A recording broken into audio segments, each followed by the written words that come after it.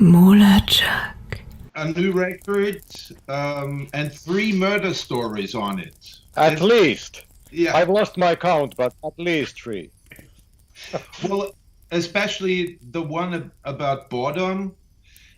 Could you tell us a bit what impact that murder had? It's still unsolved, right? Yes. Of course, that murder was a national tragedy. Something that, here in Finland we have some unique things that not most of the countries have, and one of the holiest of our laws is every man's law, which means that you are free to camp almost anywhere. You are free to pick berries almost anywhere, and mushrooms. You are free to fish in certain ways anywhere, So there's nature belongs to the people in a very different way.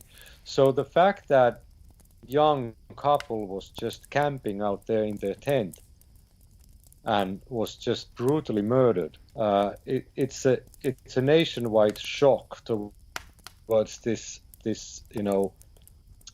camping, nature connection, freedom. It's like an assault towards the nation's soul, the most important things in our mentality, and that had never happened before. Cold-blooded murder of that didn't make any sense. So it is a mystery and something that has been something that is very deeply stored in the mentality of people. And maybe you are wondering now that Aleksi Laiho has passed away and all these things. So it is just a coincidence. We weren't really, we didn't have a crystal ball that this would happen, and this wasn't really related to Children of Bodom in any way. This was just Tuomas Keskimäki, who writes our lyrics, was somehow triggered by this memory and the story, and combined a little bit of other folk elements into it, folk tale elements into it. So it is a coincidence. Some people might be a bit confused having a violinist starting a metal band, but metal has a different level of interest in Finland, right? Than anywhere else. Put it that way. I think you could say so. We are a bit fucked up in our minds. So metal is music that fits us, and confusion is my middle name. I think confusion is one of the most wonderful things in the world.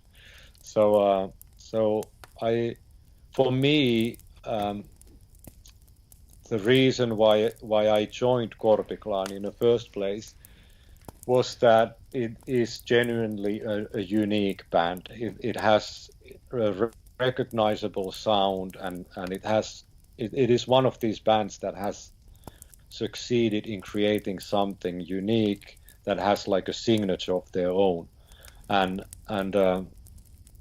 so that's what appealed to me in this band, a part of the mythology and the philosophical things behind our lyrics. When you started out learning to play violin, I assume you were a lot into Russian composers, and am I right there? Well,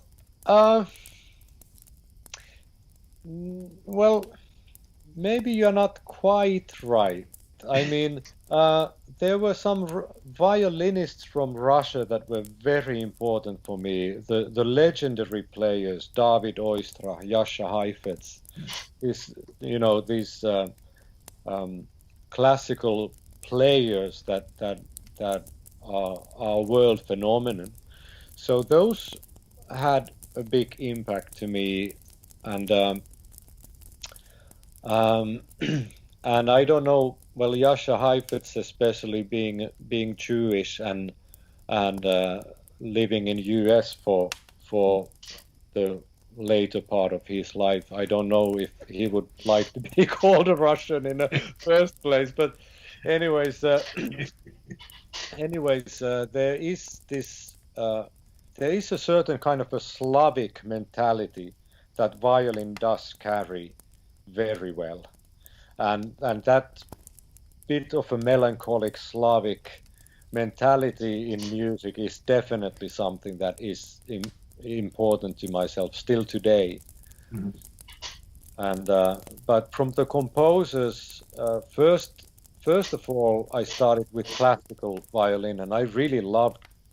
I still love classical music, and Bach was the biggest composer ever when I was a child. I was really, I had a wristband that said Bach, and then gypsy music, no matter where in the map of the world, that emotion that gypsy violinists. Oh yeah. That was what I feeded from in my childhood. Oh yeah, I know what you mean. I remember also from my childhood being close to the Hungarian border. Yeah. You have this. I mean, there is a violin in every restaurant. Put it that way. And I have to say that when I was 19 years old, I went backpacking with my violin and just played on a street all over the Europe. So I spent one summer so that I traveled all over the Europe by street playing only. Mm-hmm. And when I went to Budapest, I couldn't take my violin out of the case. There was just so incredible violinists in every corner that I was like, I'll try to figure out how to get away from here so that I can I can keep on playing on the street, but not here. I don't have anything to give here. Speaking of ethnomusicology, you're an expert in that. I mean, you did field work for years. Is there still something where you say, okay, when I got time, I will go, let's say, half a year to Siberia, whatever? Is there something you haven't done? Oh gosh, that's a good question. Well, the connections that I have to indigenous people are very dear to me, and at the moment I'm working with the dancer from Greenland who now lives in Sweden, and she used my music and compositions for her dance piece, and now we have a version of that where I'm playing those live, and if the COVID allows, we'll be doing shows in Greenland with her, and something I've never done before, and I'm very, very eager to do, is that we would actually play. We would give this performance in the Nuuk prison in Greenland, and that's an experience that I really look forward. But as an ethnomusicologist, yes, definitely there are things to go deeper with, and part of me does wish that I would have that opportunity to spend more time with certain artists and certain musicians back there in Siberia, and the love and curiosity and respect that I have to these cultures that I've been happy to learn from is still there. So I haven't quit that work. It's just that it's changed its shape a little bit. Leveluta? What's the story behind that? There were bodies found. That's a good one. That's another mystery. There is a physical location in Finland, a swamp area where they have found hundreds of bodies buried in the swamp, and this is highly unusual. We don't have burial grounds in Finland that has just lots of bodies dumped in a swamp. So it wasn't a common way of bury people. So we don't know what happened, but we know that this place is, and it's a fact that this place is a real place. And there are all sorts of speculations and studies about it, but it's been so long ago that the traces are very difficult to find. Interesting. It is, and it's very interesting. This relates to our music greatly. You know, what are the relationship with reality and tales? Because quite often the myths and tales that the folk poetry presents, they aren't entirely true, but they aren't entirely imagination either. Mm-hmm. And it varies, and it's so surprising to find out sometimes that the most amazing story that you would think that, you know, this is just a myth that has nothing to do with reality, and all of a sudden archaeology proves that, whoa, Yeah. this is chronicle, this is historic chronicle, you know, Yeah. and nothing to do with imagination. Mm. And then, of course, we have something like Jesus Christ, who's just as imagined as Santa Claus or Spider-Man, and people take it awfully seriously. Yeah. That's so true. Finnish mythology, vodka is a common offering to the spirits. How much are you guys into that tradition? Well, to be correct, this is a tradition that is very widely spread in Siberia. So, and the reason why vodka is a sacrificial offering is because it's expensive food. It's food with high value. So that is behind this tradition. And here in Finland, vodka and hard liquor has been part of the hunting rites always, and still today. We have about 150 to 300 bears that are hunted per year, and as far as what I've heard from the hunters, there are no bears that would be hunted down without sacrificial vodka. And so this is somewhat alive in small circles, and it's not very publicly done, but you know, those who are there, they'll do it.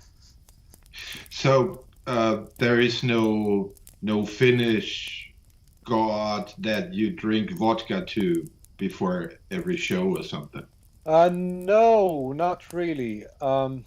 Actually, beer is more related to worship in our culture than vodka, and this is because the midsummer, well, not precisely midsummer, but before we were in the ancient times, the biggest festival in the summer was about fertility and ensuring rain and the good growth of the crops. So midsummer was a bit of a different thing, but today midsummer is the closest festival to that, and to this Ukonvakka, which was also a name of one of our albums. This Ukonvakka is a special beer that was brewed by the village, so that every notable man in the village had a share, about, you know, about this beer. Like the grains were collected from all the houses, so it was really like a collective beer. And then the seer or the shaman of the time, offered that beer to the gods, and then people got wasted and did fertility rites, include making babies. Yeah. Yeah, That sounds good. Sounds like a nice festival. yeah. I don't object. After all those years with Korpiklaani, when will they call you Staatsrat in Finland? Oh gosh, that sounds awfully bureaucratic to me. Yeah. Well, so there was never like an official, because you do so much for Finnish language, Finnish culture. Was there never some official kind of thank you? Well, I'm very pleased that you point this out, and not many people even understand this, not even here in Finland, how not just us, but the metal bands in general that do use Finnish language, how much of an inspiration we are to people, and how much we actually promote our culture and knowledge of our history. So I'm glad you've noticed this, because not even inside of Finland many people do notice this. So we are still waiting for that state recognition of our culture. I think it's obvious, because Americans are learning Finnish language, just to be able to understand the lyrics. One of the most amazing things in our live shows is to see people in a front row nailing our lyrics. It just blows my mind. And our lyrics are demanding poetry. They are a very high level of poetry. So even for the native speakers, they aren't easy. And then you see someone who probably don't have any background with the language, and it's just nailing the lyrics. It doesn't stop to surprise me. What would be your perfect place, just you and your violin? What would be the perfect moment? Where would you picture it? Well, I'm glad you asked that one. You really are good at this. You come up with interesting questions. Not the usual ones. Which is your favorite beer, and so on and so on. But anyways, it's interesting you asked this, because I have my solo, the Shaman violin solo performance that I do, and I've just recently been rethinking the whole concept that I don't even want to play normal festival gigs with it, or I don't want to play anymore in sort of in a corner of a bar or anything that people usually play music, but rather I'd like to have small audiences, maybe 30 people, 25 people, maybe sometimes 50 people, and really have an evening with, not just the concert, but spend an evening together, and maybe to make it even in a way that people don't even know where they are going. Bus leaves at 5 o'clock from this corner, and then the ones who come, they get to go to a smoke sauna after the gig, and maybe have some vodka and salmon soup before, and so this is something that I want to do, and I think I came very close of that perfect place last August, playing for 25 people in Pakasaivo, Lapland, which is a holy place for the Sami indigenous people, and I I don't understand a person to whom that place would not be a holy place. There's such a special energy, and it is so beautiful as a location. And the Saivo Lake has sort of two bottoms, so there's two different ecosystems on top and bottom. So they are very special places, and when I went to there, this is a funny detail, but when I went to there, there's also a holy thing for the Finnish people is the table of Tapio. Tapio is one of the forest gods, and I've seen only one table of Tapio in my life. It's a tree that grows naturally in a way that it comes straight first, but then it forms a table. So it's very rare to come across to these. And when I was there in Pakasaivo, along Silo Trail there was one, and I was just, hey, wait a second, doesn't anyone else realize what's right here next to the path?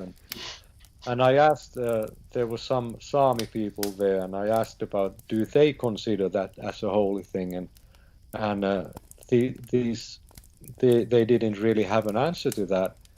But it's interesting that this place that was holy for them carried such a strong sign of sacredness for us Finnish people as well. Very, very interesting. Thank you so much for the interview, and hope to see you guys soon on stage. Oh yeah. Can't wait. Yeah. I have to say that there are maybe bands that can find ways to deal with all the restrictions, but personally I really cannot. I mean, Korpiklaani is all about the energy we create together when we are live with the people, with the audience, and I'm not sure if I wanna do a show where everybody is sitting down 5 meters apart wearing a mask. Let's just stay on and have the biggest party ever when we finally can. Oh yeah. All right then. Thank you so much. Thank you. Goodbye. Goodbye. MULATSCHAG!